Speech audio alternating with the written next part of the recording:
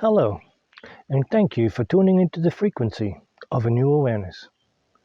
Today, we are going to look at the Knights Templars, the fighting knights organization of the Catholic Church that was founded during the First Crusade of the Catholic Church to free the Holy Land, or the city of Jerusalem in particular, for the Christian world. So, the first thought now we have to spend with the crusade. Pope Innocent II preached in the year 1095 that Jerusalem and the Holy Land should be freed from the Islamic Empire and return into the Christian kingdom, so to speak. But again, we have to ask the question, why? Why did the Pope suddenly decide in the year 1095 to conquer and free the Holy Land? Because the Islamic Empire conquered Jerusalem in the year 638 AD. So the Vatican and the Pope waited over 450 years to decide to recapture the Holy Land and Jerusalem. And why would the Catholic Church now suddenly be interested into a city and a land that was thousands of kilometers and away, and it doesn't make sense. So we have to ask the question, why? So earlier, a few years earlier, rumor has it that the Islamic Empire cut and blocked the trade route between the Middle East, the Far East, and Europe. Now you might ask yourself, why would the Catholic Church, a so-called spiritual organization, care about merchants coming from the Middle East into Europe and selling their goods? Well, it is very easy. Because within the French kingdom, it was not one big unified land. It consisted of many, many, many small kingdoms and countships and knighthoods and small realms that whose main income source was the tolls and the fees they charged the merchants to travel through their land. And if the merchants weren't coming anymore, these noble families had a severe cut in their income. And that means they couldn't spend all this money on indulgences and money to give to the Catholic Church. And that was a problem for the Catholic Church. You see, and an organization that is mainly interested in securing power and money and creating wealth for themselves, the only thing you have to do is follow the money. It's that easy. So the money flow stopped, and now the Catholic Church had to find a solution. They couldn't just say, hey, listen, guys, let's send an army out there and fix the problem that the merchants could come through again. That would be too secular, you know. So they come up with the idea, now is the time to conquer the Holy Land and make it again into a holy place for Christians to pilgrimage to, and that's it. So to me personally, that makes more sense than just accepting that that the Catholic Church is this holy, noble organization that would just fight and to conquer a land that is so far away? What purpose does it have? They didn't care before for hundreds of years. Why now? So it all doesn't make sense. But if you have an organization that's built on greed and lust for power, you just follow the money. And you have your reason why they wanted to conquer suddenly the Holy Land and Jerusalem. There's one more aspect I want to mention here. During the time that the Holy Land and Jerusalem were under the control of Christianity and the Europeans, not a single pope ever made a pilgrimage and traveled to Jerusalem. But they inspired hundreds or thousands, if not thousands of them, of their flock, of their followers, to do this pilgrimage. But they themselves never did. So the cause of returning Jerusalem and the Holy Land back to Christianity in that aspect make no sense either. A man with the name Hugh de Payne, a wealthy French nobleman from the Champagne region, was a veteran of the First Crusade.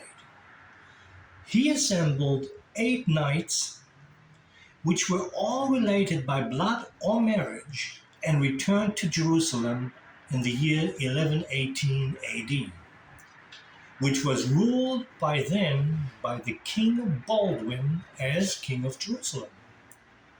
Now, if you want to learn more about the possible connection between King Baldwin and Jesus, you may want to look at my video about Jesus' bloodline. But the knights were given, or maybe requested, quarters at the Temple Mount site, in particular the site of the Temple of Solomon. The Temple of Solomon was built to hold the Ark of the Covenant, the tablets with the 10 Commandments, and the secrets of Solomon. But as soon as the knights settled into their new headquarters, they disappeared. Now, they re-emerged onto the scene 9 years later, in the year 1127 AD. What did they do? Well, they started digging. And we know for certain through modern day excavations that they dug a tunnel system under the old site of the Temple of Solomon. Here again, we ask the question, why? Now, in the ancient time, not in the ancient time, but in the 11th and 12th century, we know that the Cathars in the south of France, in the Languedoc region, had their prime time. That was the region where they're most congested and most prominent. But their teaching was also taught outside of that region, throughout France. And could have been that this man, Hugh de Payne, was familiar with their teachings. And could have been that in the writings and the teaching of the Cathars, he found out that there's more writings, more scriptures that support their teaching still inside or under the rubbles and the ruins of the temple in Jerusalem. Because there are too many coincidences. Why would a man or 9 men in total, 1,000 years after the Romans destroyed the temple in Jerusalem, start digging and looking for something? That doesn't make sense. So before they came back to Jerusalem, they must have had pre-knowledge of something that made them think and be determined to get to that site, start digging, and look for something. Now, it is interesting that the Catholic Church and many historians say, oh, they found the Holy Grail and all that. Bogus. Because the organization that they built in the Middle Ages, I mean, it's mind-boggling. Something like that has not been duplicated to this day, what they achieved. And with the knowledge that was available back then, it couldn't have been done. Back then, there was no Google, there was no YouTube, none of that. They couldn't open a book and read about how to start and build an organization. No. How did they do it? So it is my firm belief that they looked for and found knowledge. Not knowledge how to build a corporation or build an organization as humongous as the Templars did,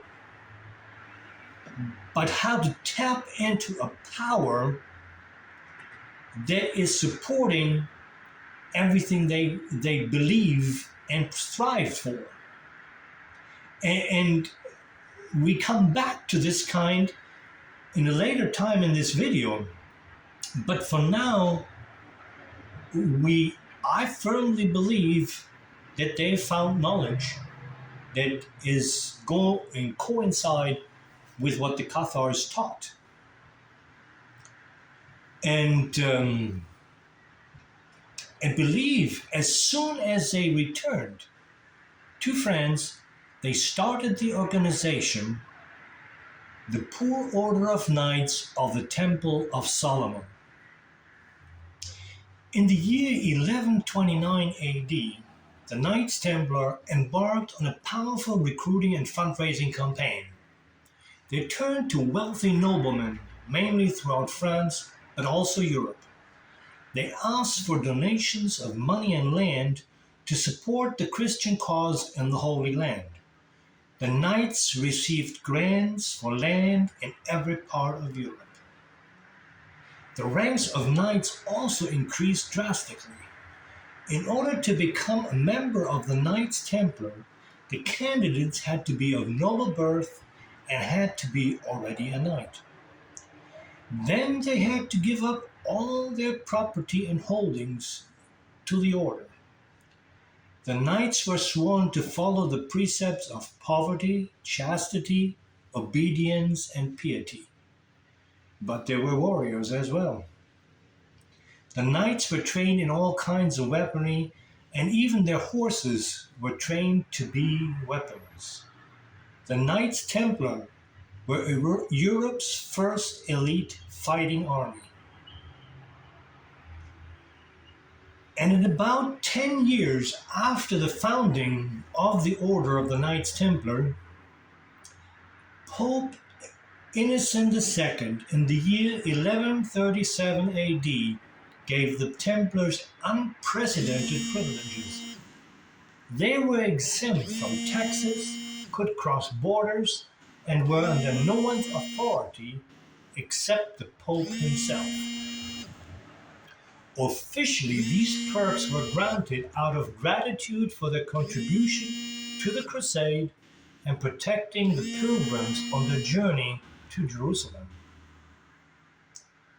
But again, as I have mentioned already earlier, could it have been that they found knowledge that was not supporting the cause of the Catholic Church, or it would even bring out to fall down the house of cards of the Catholic Church in the Middle Ages?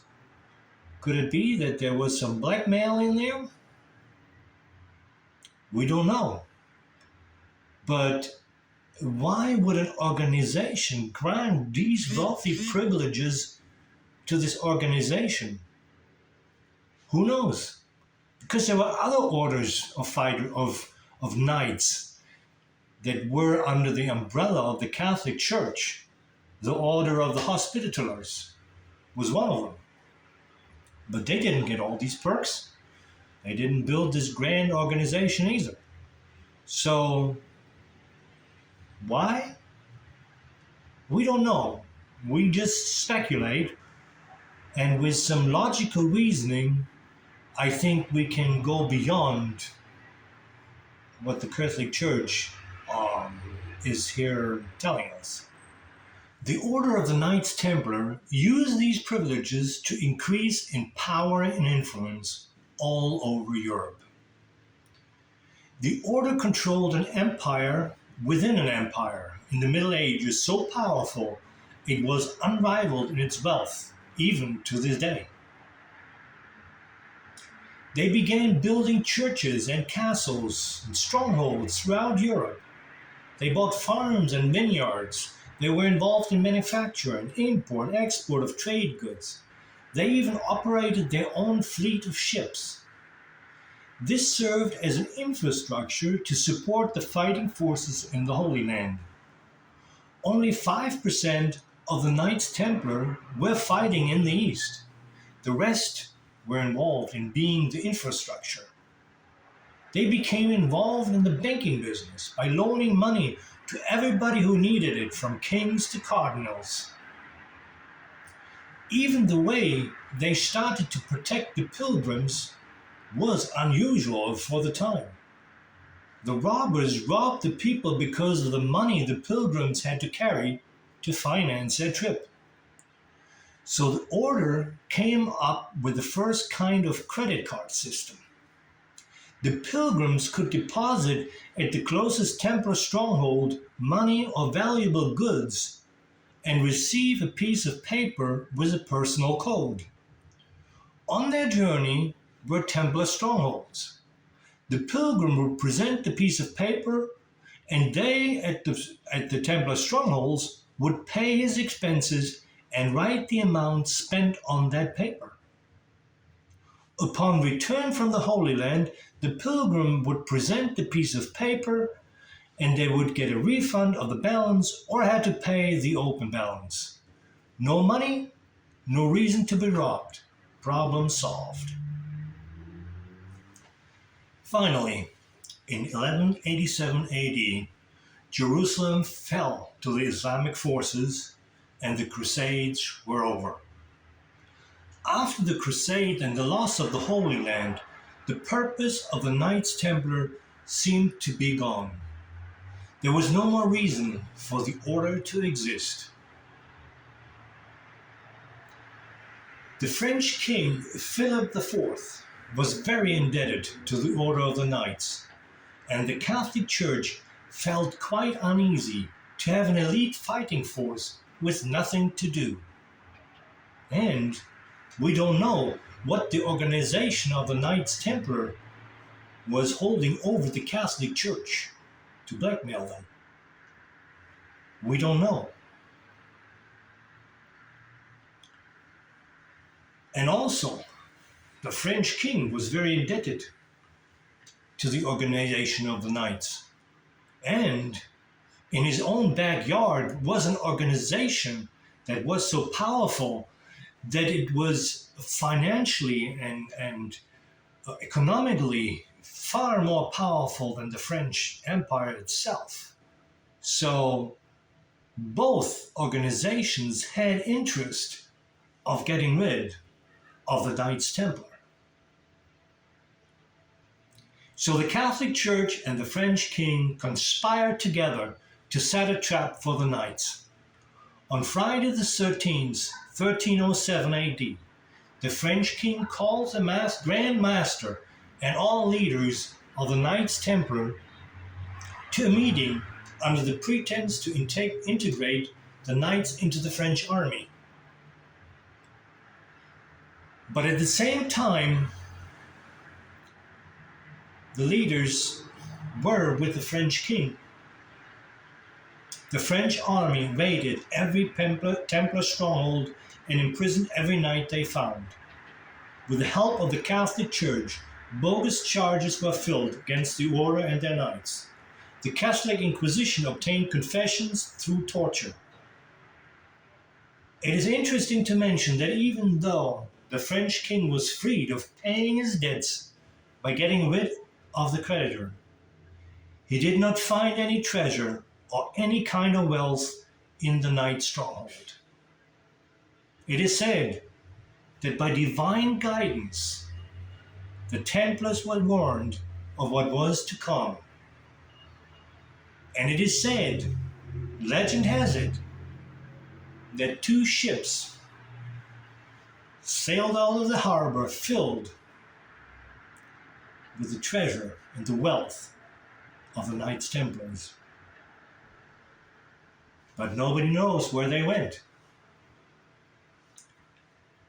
But it is interesting that from the approximately 3,000 knights, only 650 were caught. The rest escaped. Mainly in France and England had the Knights Templar been persecuted. And in 1323 AD, the Pope Clement V declared the order of the Knights Templar dissolved. Interestingly, he decreed that most of the Templar lands and holdings were given to other religious organizations and not to the French king. One of these organizations was also a fighting order, the Order of the Hospitallers, also a knighthood fighting under the umbrella of the Catholic Church, and nobody touched them. So, in conclusion, we see again that the Catholic Church was involved in killing and eliminating even their own. An organization that was under the umbrella and in service of the Catholic Church. But, here it is again, in order to protect the power and their wealth, the Catholic Church is ready to do anything. The betrayal of their own people, the killing of their own people, because the power is the most important thing to them. So, it is another sad story about the Catholic Church and what they do, so-called serving the God of love. Now, in our next video, we're looking at another event with the Catholic Church. It started to turn the tide. What do they say? Competition is good for business. And the Catholic Church did get competition. In our next video, we find out. Thank you for watching, and please stay tuned and tune in to the next video in the drama of the Catholic Church.